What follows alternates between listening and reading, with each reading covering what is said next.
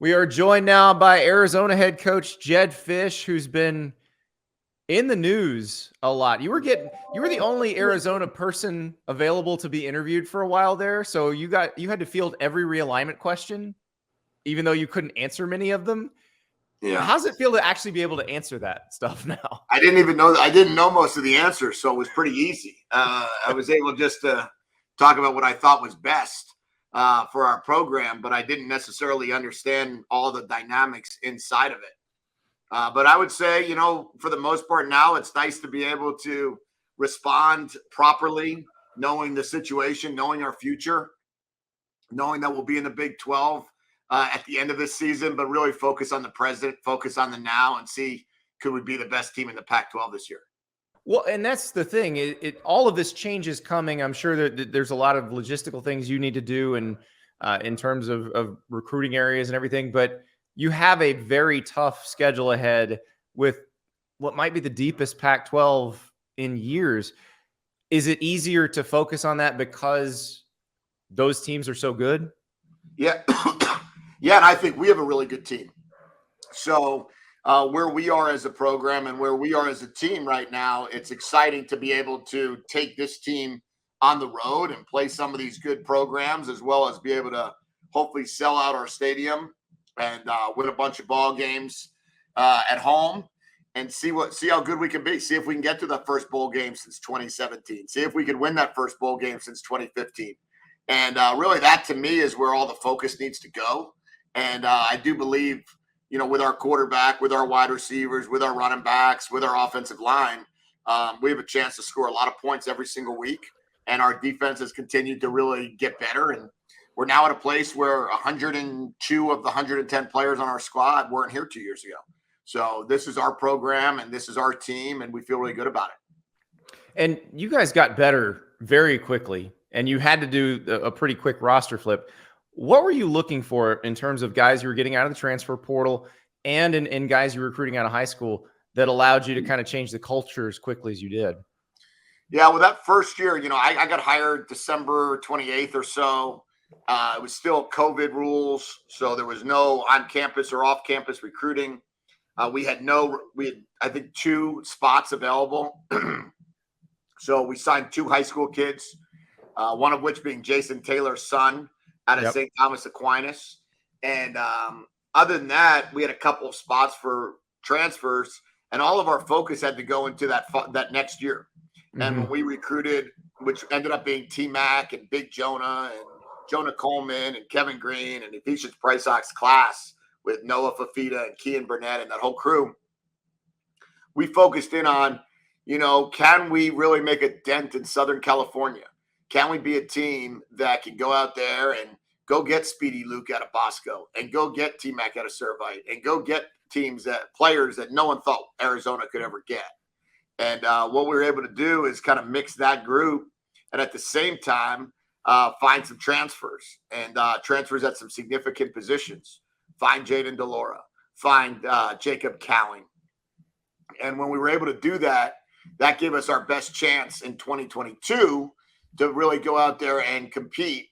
And then this year's class in 23 was about, let's go only find players that have on winning programs. Yeah. Only state championship, state runner-ups, or elite programs, because we felt as if the more modern day kids, the more Bosco kids, the more St. Thomas kids, the more players that have just won a lot of games, the best chance we have to start doing that here. We'll be right back with more from Arizona head coach Jedd Fisch. But first, I want to tell you a little bit about Bird Dogs. If you're watching that golf tournament over the weekend, I'm sure you saw a horrific case of swamp ass on national television. That is when the sweat runs down the crack of your khakis. And it's a tough look for anybody. And it is something that we guys have to deal with, especially us bigger guys. We got to deal with this in August and September. It just happens. Bird Dogs can help you with your swamp ass. Bird Dogs is lined. Shorts, pants. They've got an interior liner that feels like it was made for you, and it keeps that wet spot from forming. It keeps you protected from swamp ass. I know what you're saying. Andy, you don't have a job that requires pants. I understand that. But there are occasions where I have to wear pants. And on those occasions, I will be wearing these, the Steven Jobs from Bird Dogs, because beautiful, great pants, go with everything. Right? Wait. Oh, right there. That's the liner. I neither buy nor wash underwear when I wear these things, and it keeps me safe from swamp ass. You can't beat that. And now if you go to birddogs.com/Andy, use the promo code Andy, you get a free tech hat that'll keep you from swamp head. birddogs.com/Andy, promo code Andy. Shorts, pants, polos, they got you covered. When it's hot, you need Bird Dogs. And now back to Arizona coach Jedd Fisch. So when you go recruit a guy like T-Mac, who at the time was the highest ranked recruit who ever committed to the University of Arizona, what do you say? Because people are saying, well, why would you even consider Arizona? I'm sure he's getting that from other schools at that point. Yeah, he was getting that every day. And not only was he getting it, he committed to a team that went 1-11. Yeah. So, I mean, we were the program was 1-23 before when he walked on campus. And what I tried to explain to him is past history has nothing to do with where we're going and where we're headed. And you could go somewhere else that you would just be somebody else that went to that school. Or you could choose to come to Arizona and you could be the person that chose Arizona. And, he embraced that, and he embraced living up to that reputation. And then when he chose to come here, it was deemed okay. And when he deemed it okay, others chose to come here. And that's what made the difference. When people started realizing, you come to Arizona and you can go compete for a championship. You don't have to just sit there and be, somebody else's opponent and somebody else's win. That's when everything changed. And he was the one that really believed in us. And then we got very fortunate that we did some great jobs evaluating Big Jonah Savanea, great job evaluating Jonah Coleman, great job evaluating some of these other guys. And our staff really did a great job of bringing those guys in. But you mentioned the focus on Southern California. Does that stay there as you move to the Big 12? Because you've already made inroads, does that still work for you? Yeah, well, the interesting part is for me and I've coached in college football 7 years before I came here at different places. And when I was at the University of Miami, when I was at the University of Michigan, and was at UCLA, my two areas were Southern California and South Florida. And those are the two places, and then nationally quarterbacks, let's call it. Yeah. And those are the places I would go. So now you're in the Big 12 and you got an opportunity to continue to recruit Southern California. But on top of it, you get a chance to then go ahead and get back to my roots in Florida. I went to Florida, as you know. I coached in Jacksonville. I coached in Miami. So I've had a lot of experience in different places in the state, recruited a lot of good players from that state. And, when you're a coordinator at Miami and a coordinator at Michigan, you're digging deep in the state of Florida. So now to be able to have UCF on your schedule and then be able to bring what I told our guys is we're going to bring our West Coast team and we're going to go play all these other Big 12 teams that enjoy it. We're going to continue to recruit Hawaii. We got 8 guys in Hawaii. Yeah. And that's a huge place for us. And then Southern California and then the state of Arizona. We had a good year last year in the state of Arizona. My gut tells me we're going to have the best year they've ever had in Arizona this year when it comes with keeping kids at home. Well, and that's what I've done a couple stories about that, the growth in population in Arizona and how it's changed high school football there. And it's been a very good quarterback place, but now it seems to be a pretty good everything place. Is that going to get better and better each year?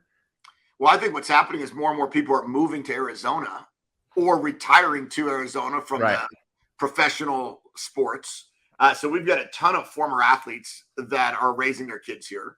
It's a wonderful place to live. It's, you're talking about 2% state tax versus, let's call it 14 in California. So you're getting a lot of guys moving from California here. It's a place where a lot of people are moving from the cold down here. So you're giving yourself a great opportunity to really build and grow this program and build and grow the in-state high school football. And now you're looking at the in-state high school football. We got some great coaches, and these coaches are really embracing the fact that, hey, we'll go play national games. Yeah. We'll go play teams in Maryland and teams in Florida and teams in Vegas and teams in California.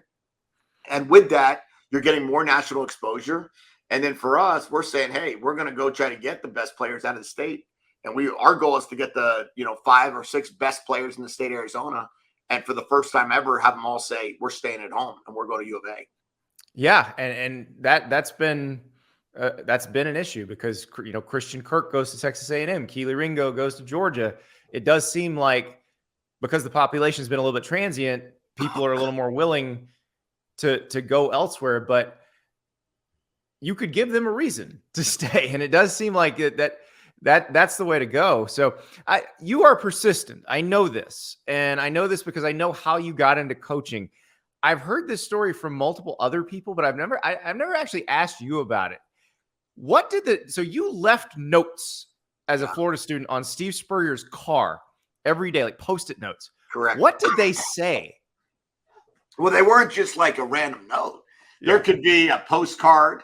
There could be a Post-it note. There could have been, I remember leaving a youth football coach's manual that I wrote when I was a high school senior for an independent study project. I remember leaving a game plan that I used for when I was coaching high school football. I remember leaving plenty of notes just talking about how, back then there were no student assistants. There were no volunteer assistants, right. As you know. We were you could be a manager or a trainer, and that was about it. You're a manager, you're a trainer, you're not in the building, right? Yeah. Those are your options. And Tim Sain didn't want to hire me as an equipment manager. I'm still upset about that. That was my freshman year. Tim Sain, the University of Florida's equipment manager in the late 90s, one of the more terrifying people in the world if you have a hole in your cleats and you're a walk-on and you have to ask for new cleats. Just imagine being like the first ever student assistant and asking for like a polo shirt. That was like, I can't even imagine. You were persona non grata. I went to the bookstore. I told my parents, I'm going to the bookstore to buy clothes that are going to match the coaches on game day. So when I'm on the sideline or in the press box as a student assistant, they don't think I'm some, guy that's just showing up. Because Tim Sain was like, I'll give you one shirt, and maybe I'll give you a pair of shorts. And Nancy was Coach Spurrier's assistant. So she was actually the one that finally allowed me access to coach, or coach just caved in and sent my postcards to Dwayne Dixon and Double D.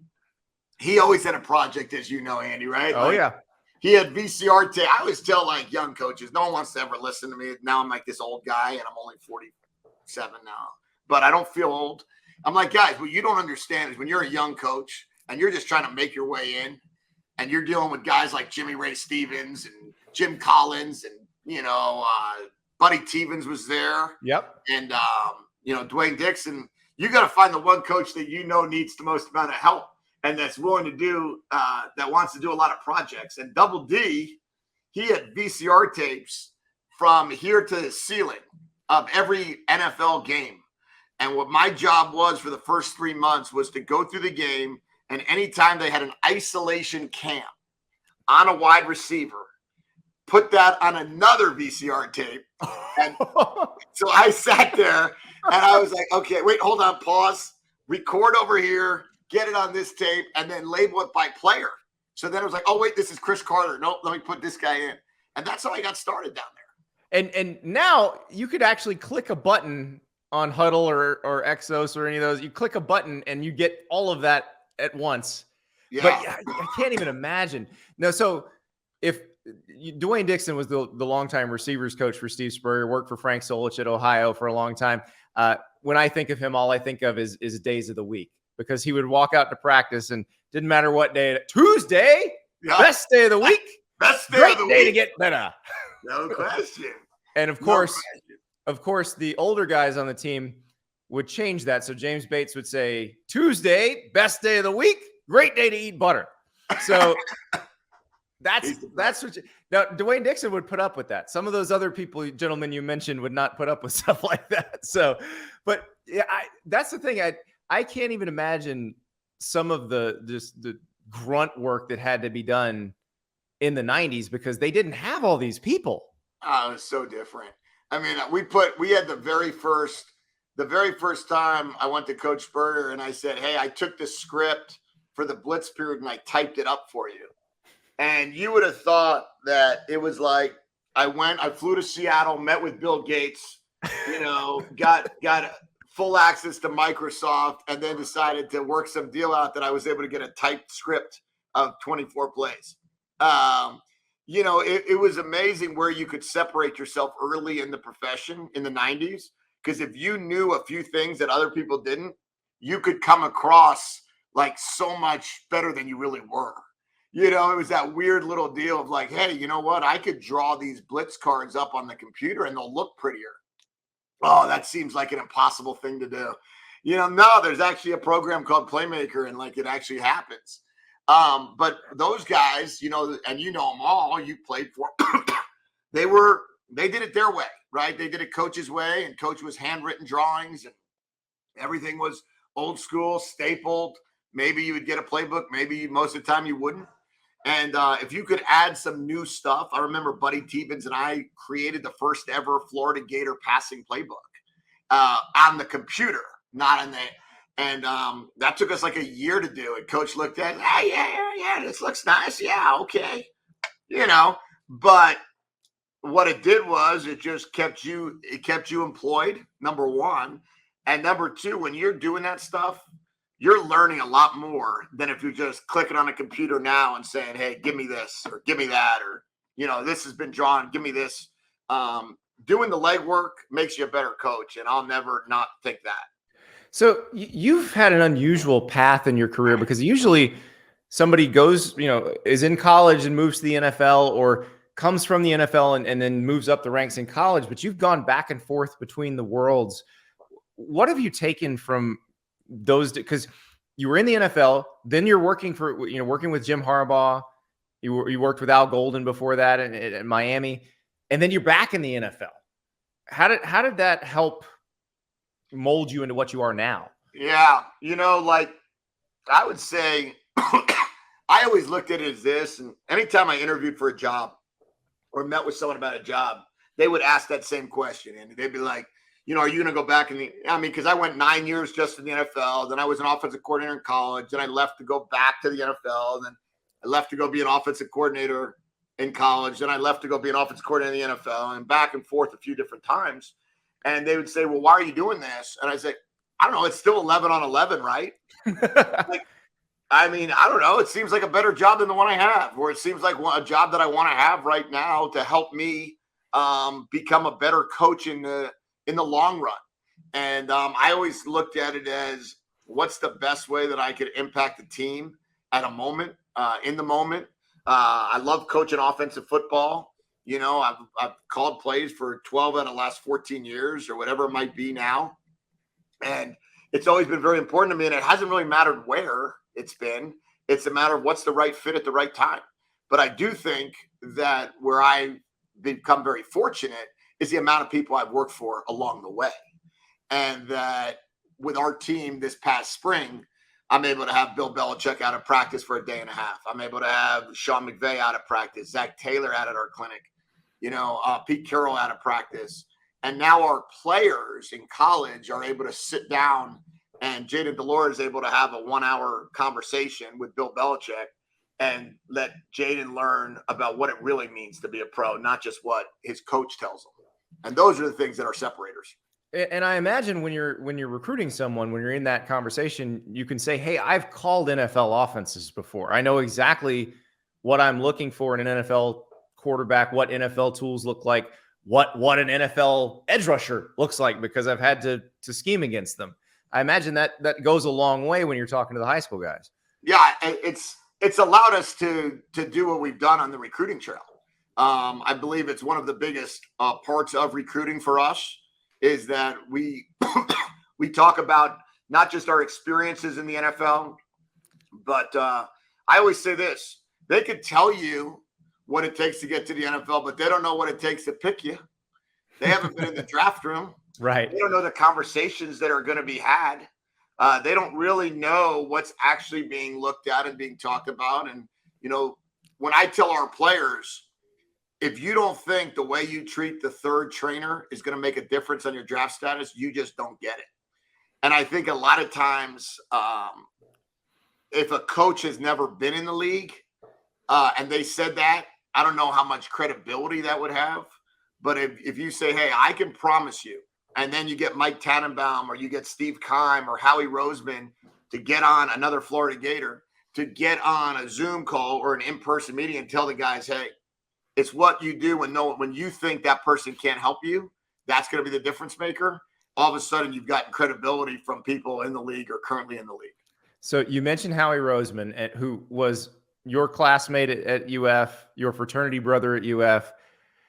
Did you guys ever sit around and imagine anything like this? Did you ever think Howie Roseman is the GM of the Philadelphia Eagles now?